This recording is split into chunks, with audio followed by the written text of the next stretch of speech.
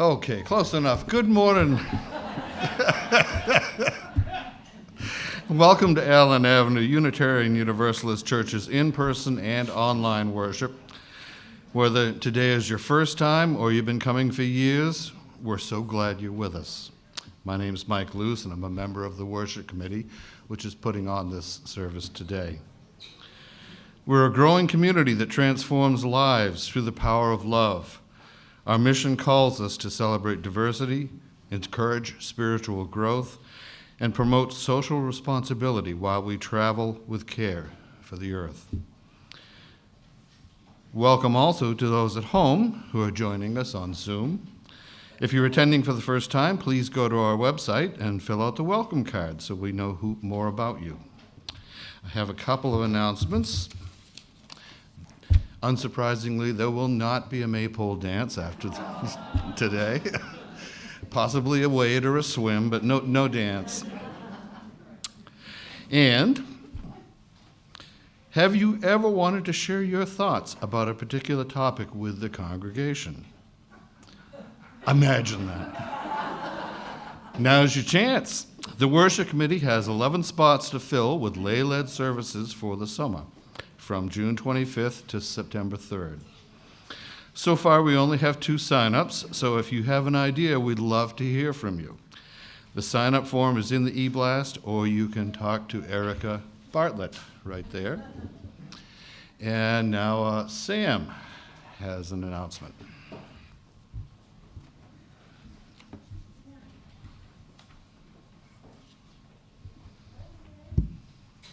Well, good morning. Hey there.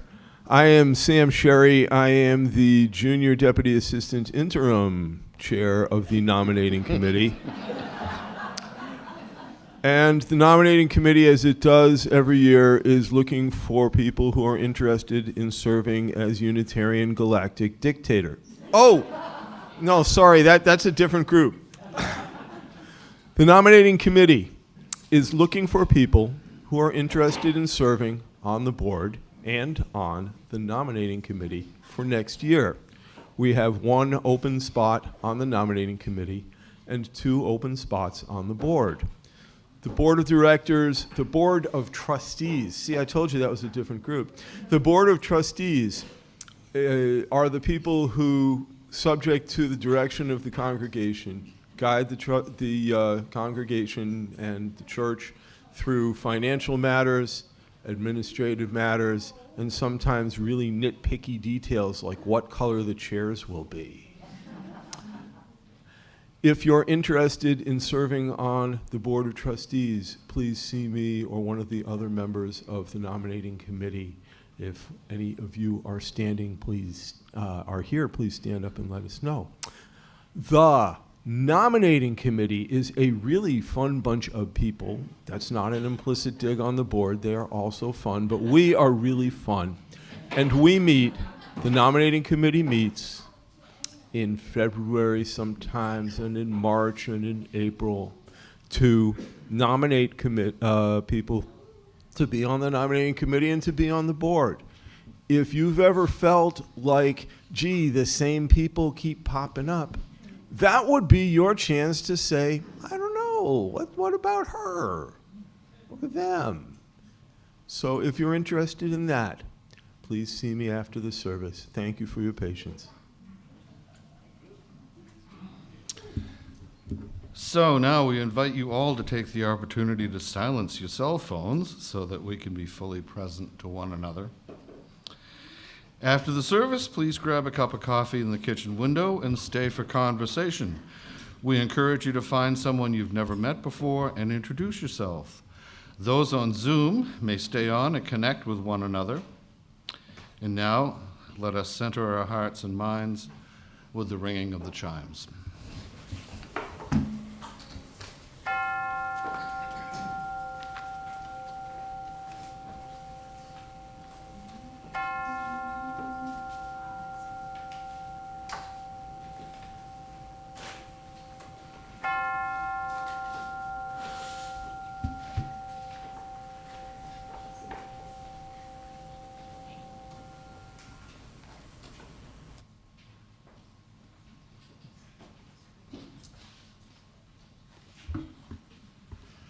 Good morning. Come into this space open-handed and open-hearted, ready to laugh, to ponder, to listen, to respond. If you come with a heavy heart, may it be lightened. If you come seeking wisdom, may you be enlightened. If you come perplexed, may you find possibility. May we learn from each other and leave this space with our hands and our hearts full. Welcome to worship.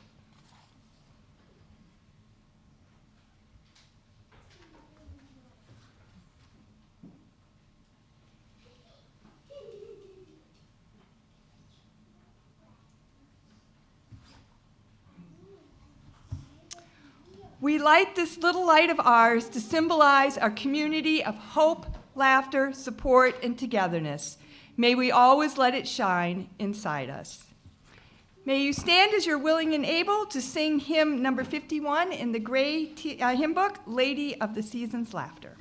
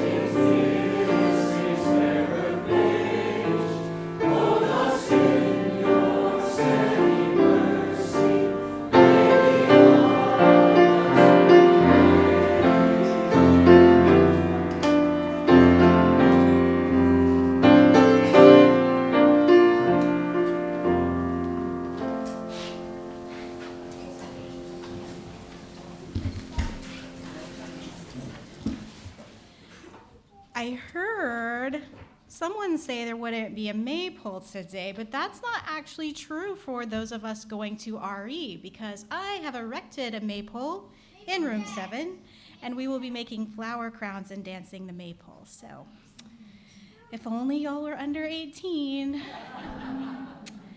Okay. A lamplighter is entrusted to transfer the light of the sanctuary chalice to the lamp and then go forth to religious education spaces where they will light the chalices there. Basil will now light the lamp.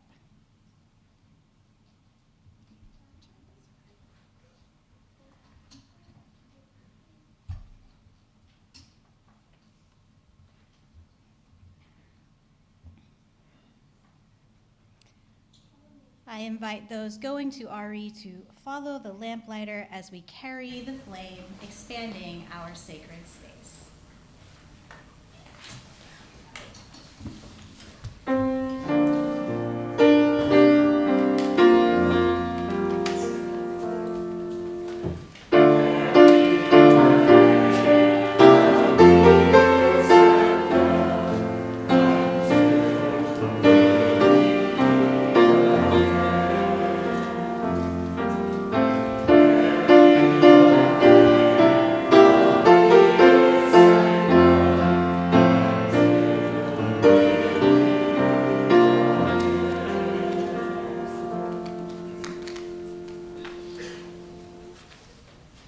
Good morning. I am Rick Kimball, a member of the Worship Committee, and I rise to offer a theistic postulation.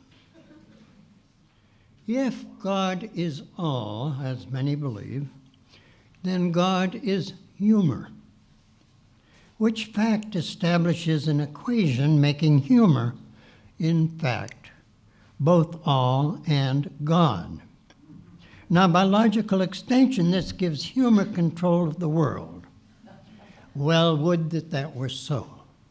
It is not, at least at the moment. We need something more. So let's play a game of what if. What if you had been born to a family with the surname of Moore, and that your family has honored your mother's wishes and used for your first name that of her favorite great-uncle Hugh? You are now Hugh Moore. Now, you were not the first to have that appellation. Another Hugh Moore, fittingly enough, was a comic known for such films as Superior Donuts and Black Jesus. And there were other Hugh Moores, but we'll not pay any attention to them. Now, as a young Hugh Moore, you are ignorant of any special status. A good thing, too, as you are busy, especially in 7th grade, dealing with adolescent responses to your name. Like the kids calling you not Hugh Moore, but Bad Joke. Or sometimes, depending on the circumstances, Sick Joke or Dirty Joke. Then, early in adulthood comes a God dream, a nocturnal visit from your fellow Godhead, saying, your naming was no accident, Hugh Moore. I have a special need for you. You and I are one, and I need you to humor me by saving the world through humor, while I am busy creating new worlds elsewhere. So there's the dream, and there's the challenge. And how do you respond? Staying in bed hoping for another dream is enticing, but you know better. You are Hugh Moore, and you know your life's purpose. You have a job to do.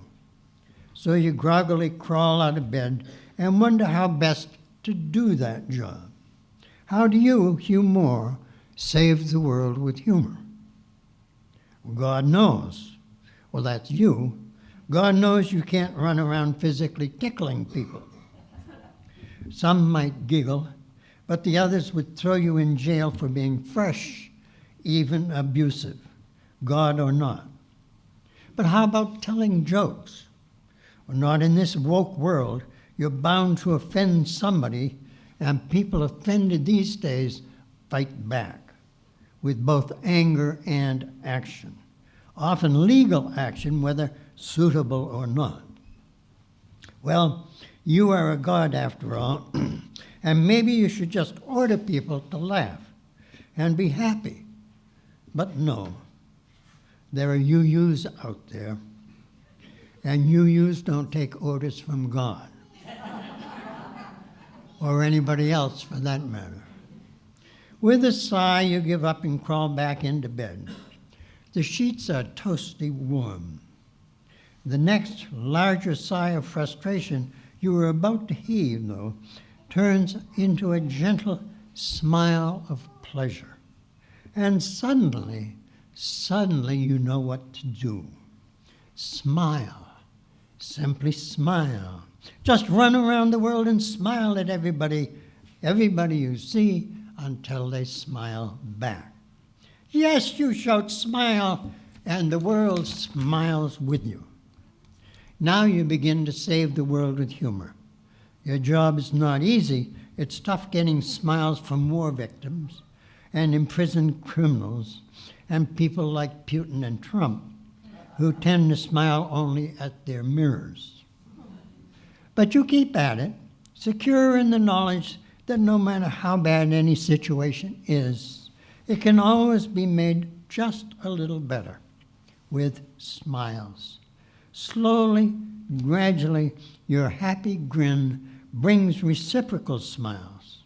People's teeth shine, their eyes sparkle, and they flash their newborn smiles at each other. Sometimes you hear chortles and chuckles. The whole world is lighting up. Humor may not be controlling the world, but humor is saving it, thanks to you, humor. Blessed be humor, and blessed be all. Now, smile.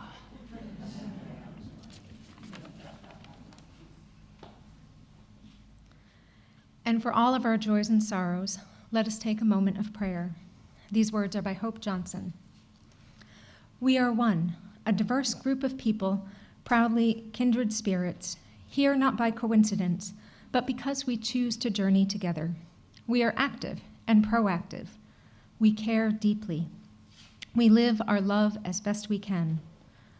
We are one, working, eating, laughing, playing, singing, storytelling, sharing, and rejoicing, getting to know each other, taking risks, opening up, questioning, seeking, searching, trying to understand, struggling, making mistakes, paying attention, asking questions, listening, living our answers, learning to love our neighbors, learning to love ourselves, apologizing and forgiving with humility, and being forgiven through grace, creating the beloved community together. We are one.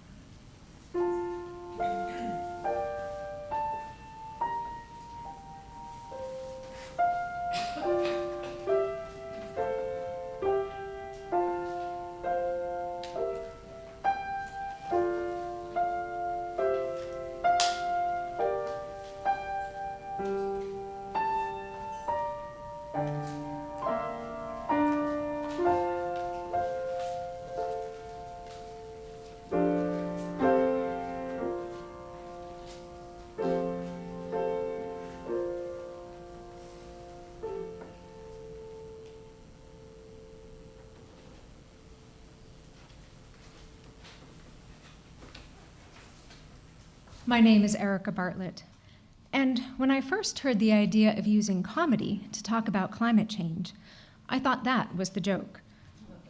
After all, I usually hear comedy described as tragedy plus time. And while climate change certainly has plenty of tragedy, we're not far away enough from it for that tragedy to turn into comedy, assuming it ever will. But on the flip side, humor can also help people get through difficult times, like those with grim professions who turn to gallows humor as a coping mechanism. As comedian Chelsea Handler noted, find the humor in your day, because if you can't laugh at some of this stuff, it just becomes emotionally insurmountable. From that perspective, some humor in climate change makes sense. Here's a joke from Jay Leno that falls into that category. According to a new report, the global warming outlook is much worse than originally predicted, which is pretty bad when they originally predicted it would destroy the planet. He makes a point. So that's one aspect of comedy and climate change. But when I started looking more into that type of humor, I found out most people aren't using it as a coping mechanism. Instead, Comedians are talking about climate change to help others process and understand what's going on, and to hopefully keep those people motivated to address climate change. Comedy might not seem like a vehicle for education, but research shows that science communicators and scientists are considered more credible and likable if they make jokes. People who are laughing and having a good time are also less likely to be on the defensive, and this may make them more receptive to ideas they hear in a joke, enough to at least think about it. But even if using humor is a good way to share ideas about climate change, that doesn't make it easy. A science comedian named Kasha Patel has found it a very difficult subject to tackle, especially when the words climate change alone may drive people away or turn them off. And while it may be easier to come up with jokes that end in "we're all going to die," somehow those aren't terribly popular. Still, more and more comedians are including bits about the climate, like about how hot it's getting, or something about electric cars, veganism, or gas stoves. Here's a short joke that a comedian like that might use. Hollywood is really taking climate change seriously. Vin Diesel even changed his name to Vin Solar. Other comedians are focusing on climate change more explicitly. One example is Esteban Gast, who focuses on, quote, humor grounded in hope and actionable solutions. That was what Gast had in mind when he helped launch the Climate Comedy Cohort. And say that 5 times fast. The cohort is composed of 9 established comedians who are interested in learning more about climate change. And they spend 6 weeks meeting with experts in the climate space. The goal is for the comedians to then bring accurate climate science to their work. With more comedians doing this, it means more people talking about climate change in ways that may give listeners a little more optimism and encouragement to do something. And we can always use more of that.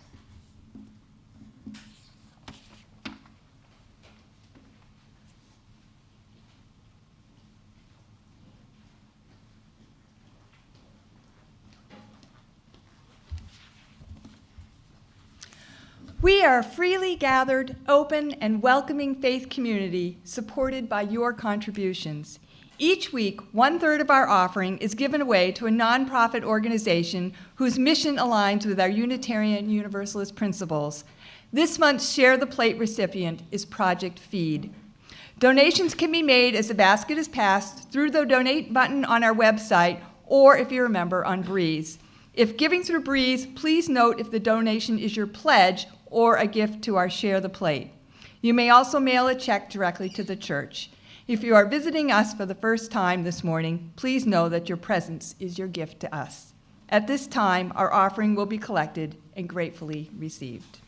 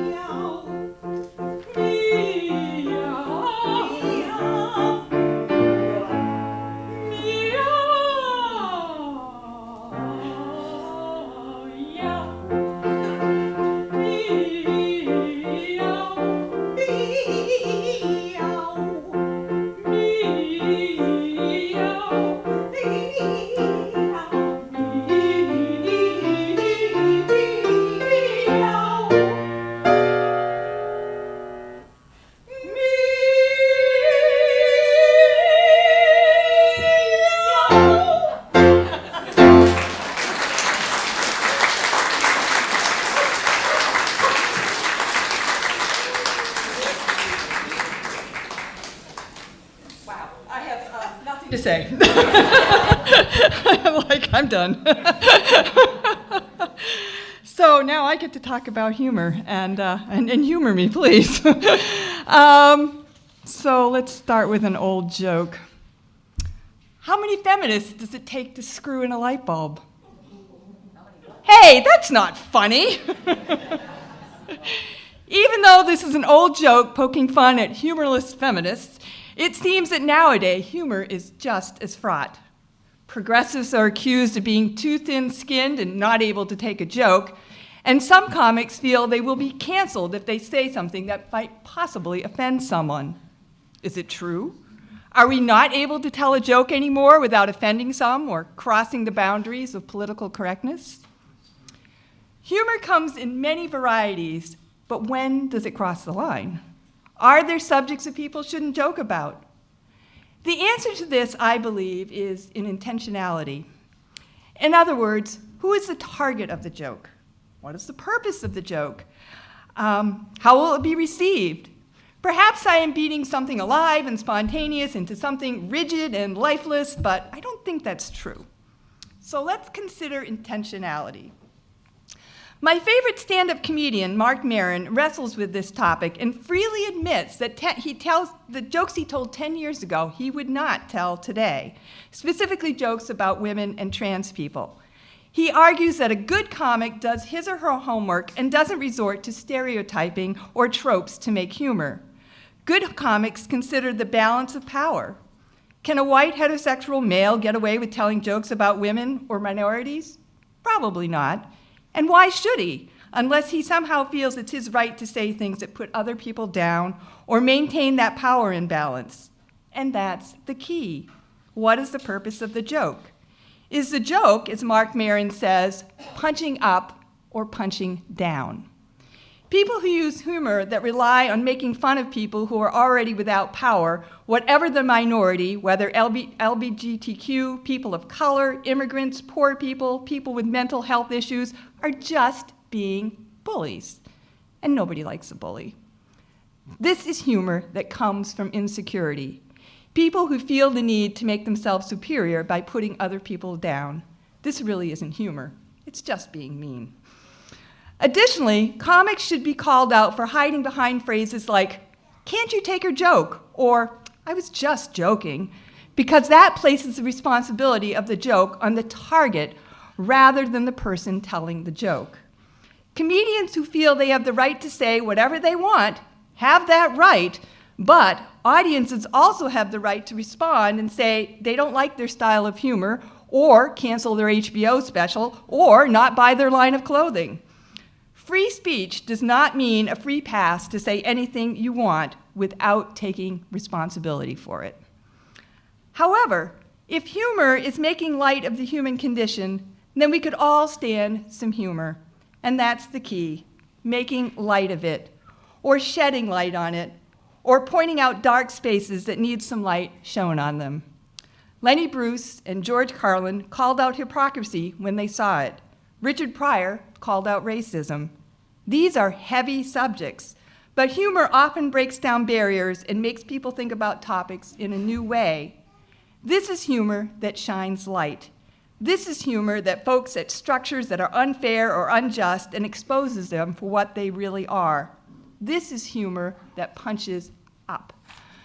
So, if we use humor to punch up, maybe all of us can rise together, because then we are not pitting ourselves against each other, but lifting up those who could stand a little humor to make their days and ours a bit better.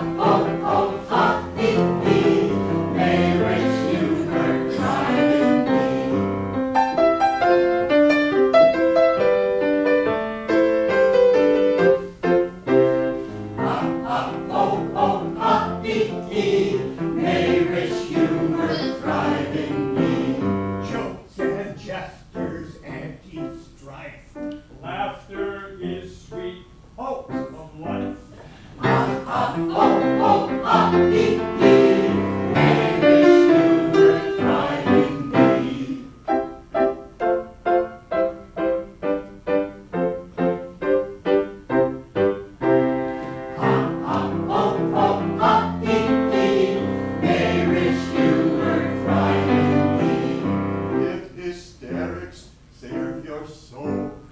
Aisles are the place to roll. May rich humor thrive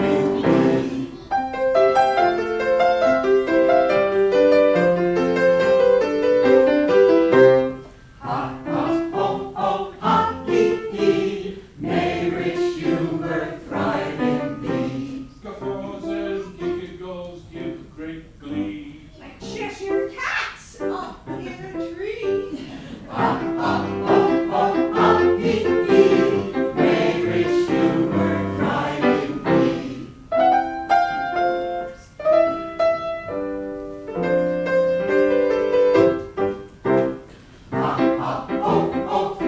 in thee. May rich humor thrive in thee. Tears can comfort, hope can fly. But laughing is the way to die.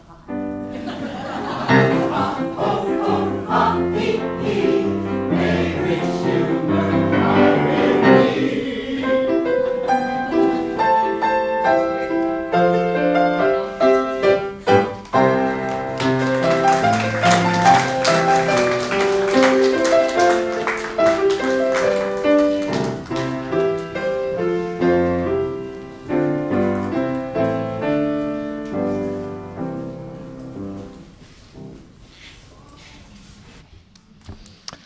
Hi, my name's Mike Luce.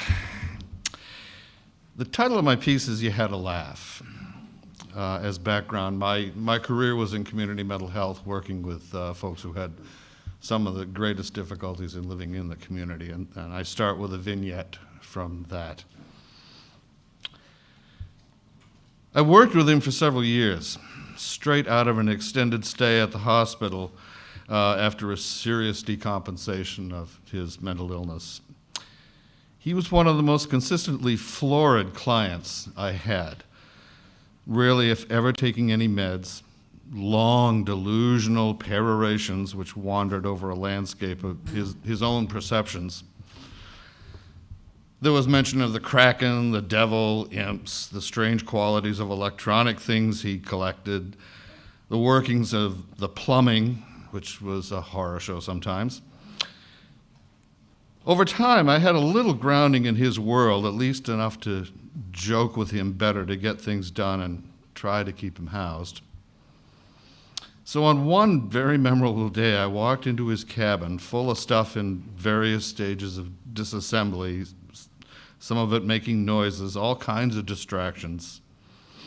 He was really focused on cleaning the devil out of his place, and he may have come up with a solution. I think that's what he was saying.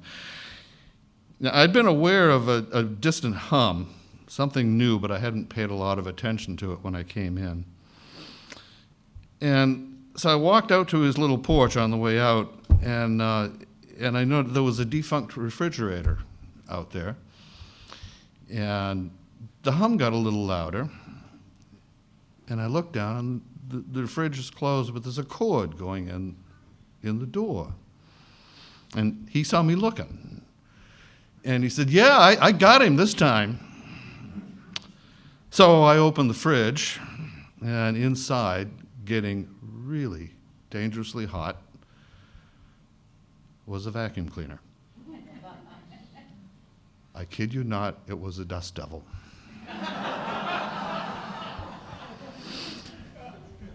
Now, there's a lot of reactions possible here. Number one, immediate horror at almost a tragedy.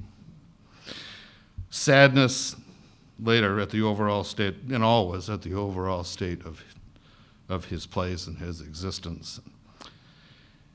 But the next morning, at the meeting of our ACT team, it's a multidisciplinary team trying to help people stay out there, I told the story, and there was none of that. It was howling laughter, gales of laughter.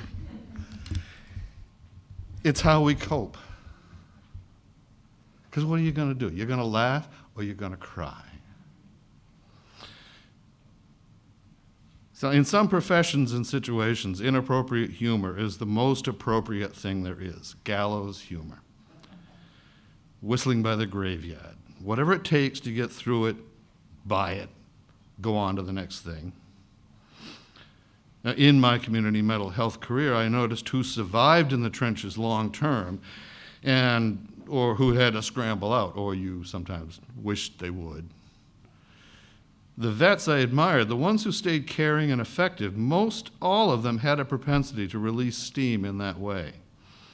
The ones who didn't, who were always very concerned with propriety and maintaining a strictly professional demeanor at all times, well, they didn't tend to stay down in the trenches very long. Our team could laugh because we cared, and we needed to. Like I said, the only alternative was to cry. Now, personally, I really hope we don't civilize and police our humor too much. We need to be able to deal with uncomfortable stuff without banishing it or getting all judgy. Where the lines are is always going to be a shifty affair. Now, that's okay, if only because it's inevitable. We're not going to solve that. Sometimes we'll even laugh in the middle of a very solemn funeral. Inappropriate? Yeah, but that's okay.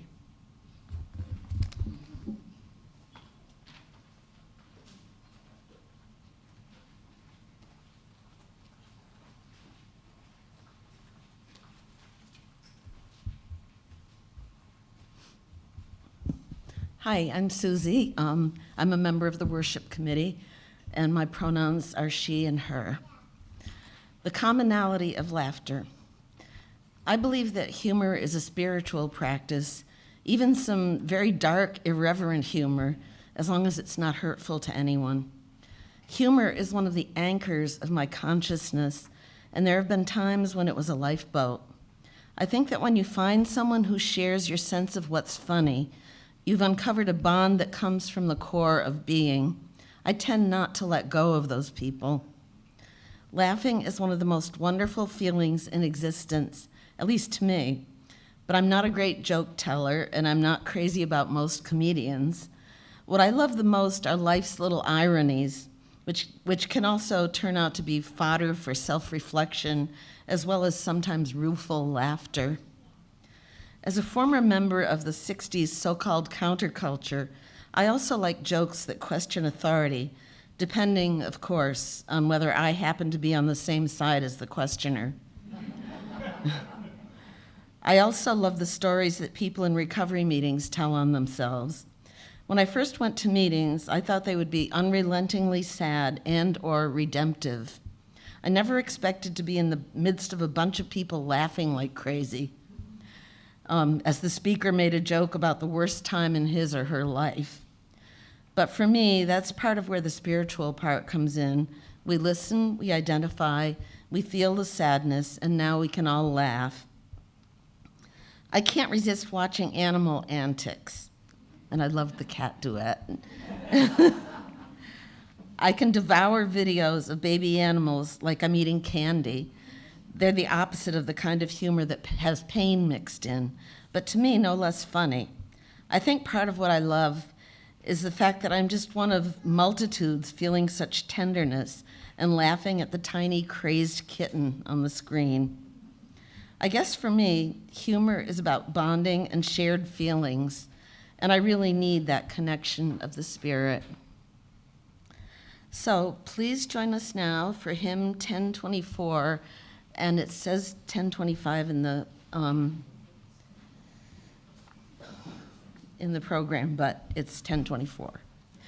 And let's see, in the TL hymnal, Dale will play it through once, and then we'll sing 4 verses with the words do, smile, joke, laugh. Those words are in your order of service and will also be on the screen. Please rise in body or spirit.